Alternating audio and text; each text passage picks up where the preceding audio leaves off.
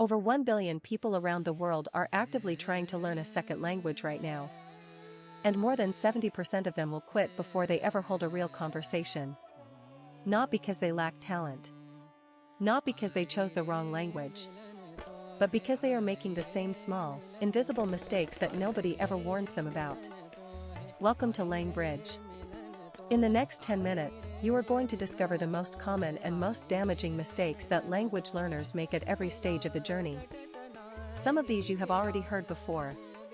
But one of them, buried in the middle of this video, completely contradicts the advice you will find on almost every language learning platform on the internet. It is the kind of thing that makes people feel better about their progress while actually slowing them down. Stay with us, because that one insight alone could save you years. Language learning as we know it today has a surprisingly complicated history. For most of human history, people learned languages through total immersion. Children picked up their native tongue by being surrounded by it constantly. When traders, diplomats, and explorers needed a second language, they learned it the same way. They moved somewhere, they struggled, they communicated out of necessity, and eventually they became fluent. There were no apps, no flashcard decks, no grammar textbooks. The grammar translation method changed everything in the 18th and 19th centuries. Scholars decided that the best way to teach a language was to analyze its structure, memorize its rules, and translate passages back and forth. This worked reasonably well for reading classical Latin and Greek. But when applied to living, spoken languages, it created learners who could pass written tests and still stumble badly in actual conversation. That tension between academic language study and real-world communication has never fully gone away. And it is the root cause of several mistakes we are about to discuss. The first and arguably most widespread mistake is starting with grammar. Most learners, especially those who went through formal education, believe that grammar is the foundation of a language. You need to understand the rules before you can use the language. This feels logical. It feels responsible. And it is almost completely wrong. Research from Stephen Krashen and others in the field of second language acquisition consistently shows that humans do not learn languages by studying rules first. We acquire language through comprehensible input, meaning we need to hear and read the language in context, slightly above our current level, over and over again. Grammar rules become useful later, as a tool for refining what you have already internalized. Using them as a starting point creates learners who freeze in conversation, mentally searching for the correct conjugation while the moment passes them by. The second mistake is using translation as a crutch. When you learn a new word by pairing it with its English equivalent, you are creating a mental detour. Instead of thinking directly in the target language, your brain routes through English every single time. This is slow, exhausting, and it breaks the natural flow of communication. The more effective approach is to build associations between new words and images, emotions, or real-world contexts. Language immersion programs have known this for decades. The best learners eventually stop translating altogether and start thinking directly in the new language, sometimes without even realizing when the shift happened. The third mistake is the comfort zone problem. And this is the one that nobody likes to hear. Many learners spend years getting very good at easy material. They rewatch the same beginner shows. They have conversations on the same familiar topics.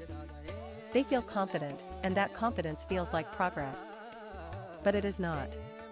Researchers call this the intermediate plateau, and it is where most adult language learners get stuck permanently.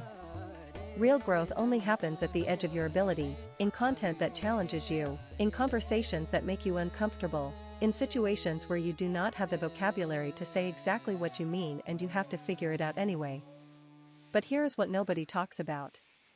The very tools designed to make language learning easier and more enjoyable are often the things that keep learners trapped in that comfortable middle zone. Gamified apps reward consistency and streaks. They celebrate small wins. They are expertly designed to keep you engaged. And engagement feels like learning. But a study published in the journal Language Learning and Technology found that users of popular gamified language apps showed significantly less improvement in speaking ability compared to learners who used less polished but more challenging materials. The dopamine hit from completing a lesson and the actual cognitive work of acquiring language are two very different things, and our brains cannot always tell them apart. The fourth mistake is neglecting speaking until you feel ready. This is one of the most emotionally understandable mistakes on this list. Speaking is vulnerable. You might say something wrong. You might be misunderstood. You might embarrass yourself.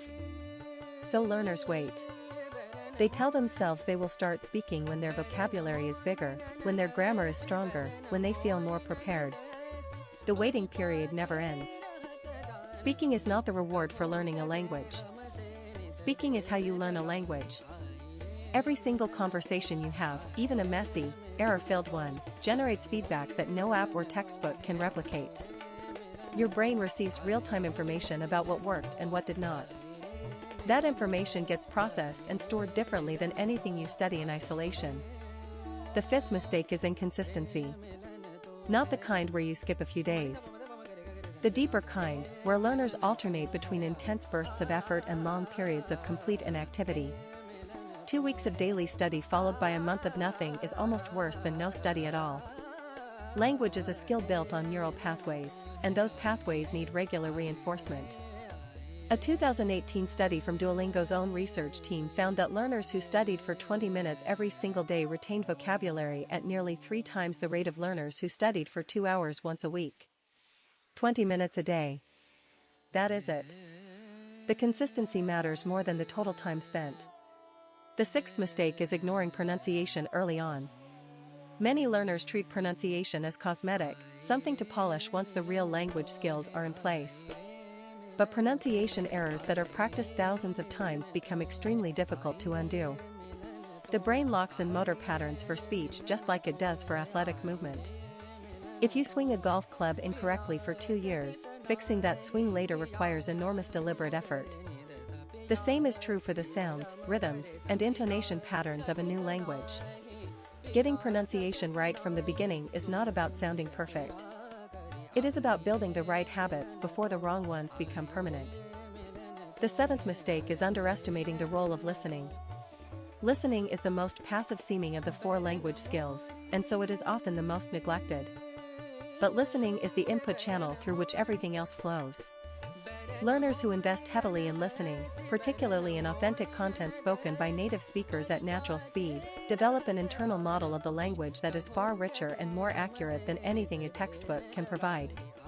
They develop an ear for rhythm, for emphasis, for the way meaning shifts with tone. This internal model becomes the foundation that makes reading, writing, and speaking dramatically easier. The eighth mistake is treating every language equally. Mandarin Chinese and Spanish are not equally difficult for an English speaker. The United States Foreign Service Institute classifies languages by difficulty, and the difference is enormous. Spanish takes roughly 600 hours to reach professional proficiency. Mandarin takes over 2,200 hours. Learners who do not account for this difference often set unrealistic timelines, become discouraged when they hit the expected difficulty spikes, and interpret normal struggle as personal failure. Understanding that difficulty is a feature of the language, not a reflection of your ability, changes everything about how you respond to setbacks.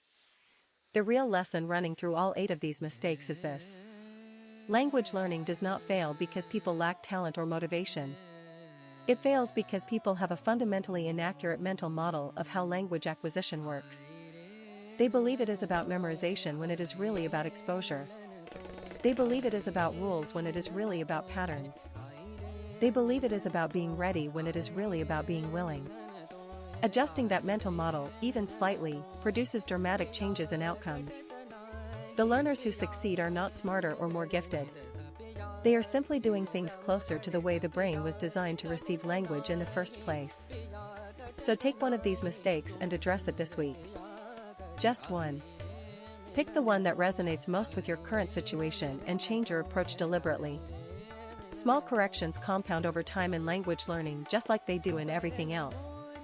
Before you go, if you learned something new today, hit that like button right now.